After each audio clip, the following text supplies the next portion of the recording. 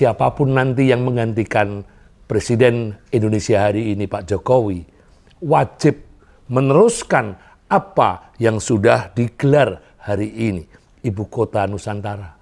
Kita perlu mempertimbangkan akar budaya yang ada di tempat yang baru ini. Ini harus kita pertimbangkan masak-masak. Ibu Kota Nusantara adalah sebuah perjalanan, sebuah proses untuk terus belajar menjadi Indonesia.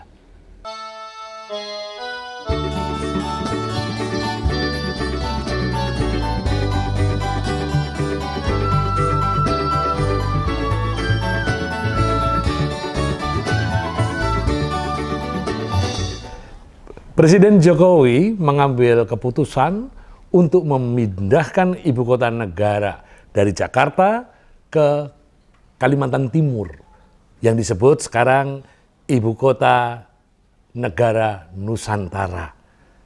Sebuah keberanian, keputusan yang cermat karena mengusung amanah dari Presiden pertama Indonesia, Bung Karno, yang pada waktu itu sudah memimpikan punya ibu kota di Kalimantan. Kalau tidak keliru, dulu mimpinya ada di sekitar Palangkaraya. Tapi hari ini, setelah dianalisa dengan cermat, wilayah yang paling aman, yang paling strategis, jatuhnya di kawasan Penajam Utara itu. Hari ini disebutnya sebagai Nusantara. Bayangkan, setelah Bung Karno, kita memiliki 5 presiden, tidak pernah ingat ada pesan itu, ada kewajiban itu, memindahkan ibu kota. Dan baru kali ini keputusan itu terwujud. Tentu ini bukan ambisi pribadi seorang Jokowi. Tentu ini kesepakatan bersama yang disetujui bersama para wakil rakyat ikut mengambil keputusan. Semua pemimpin ikut mengambil keputusan. Tentu saja ada kalkulasi-kalkulasi ekonomi. Bagaimana negara akan membiayai ibu kota yang baru itu, termasuk investor-investor yang diundang untuk mendanai kawasan ibu kota yang baru itu. Maka hari ini kita tahu, Presiden Indonesia selain disibukkan memimpin negeri ini dengan sejumlah kerumitannya, beliau juga seorang presenter, marketer, ahli pemasaran, mengundang para investor bukan hanya dalam negeri, tapi dari luar negeri pun diundang, diyakinkan bahwa ibu kota Nusantara ini sebuah masa depan.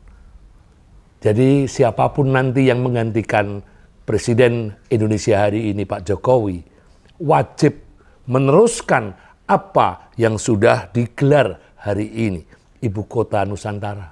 Kita, rakyat Indonesia, boleh memaknai Ibu Kota negara yang baru itu seperti harapan, seperti cahaya bintang yang akan menuntun perjalanan kita ke depan. IKN, Ibu Kota Nusantara, bisa dikatakan sebagai masa depan Indonesia. Yang perlu kita ingat, memindah ibu kota itu jangan cuma memindah bangunan fisik. Jangan hanya berpikir membangun gedung-gedung, membangun istana yang megah, menyiapkan infrastruktur jalan raya dan kelengkapan-kelengkapan sebagai sebuah ibu kota. Bukan hanya yang fisik, tetapi juga akar, ruhnya. Disinilah fungsi dari pemikiran-pemikiran budaya. Kita perlu mempertimbangkan akar budaya yang ada di tempat yang baru ini. Ini harus kita pertimbangkan masak-masak.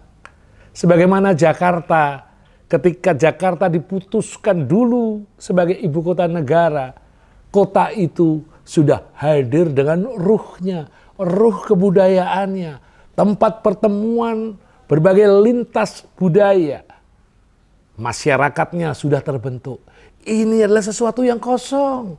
IKN itu nol, harus diisi.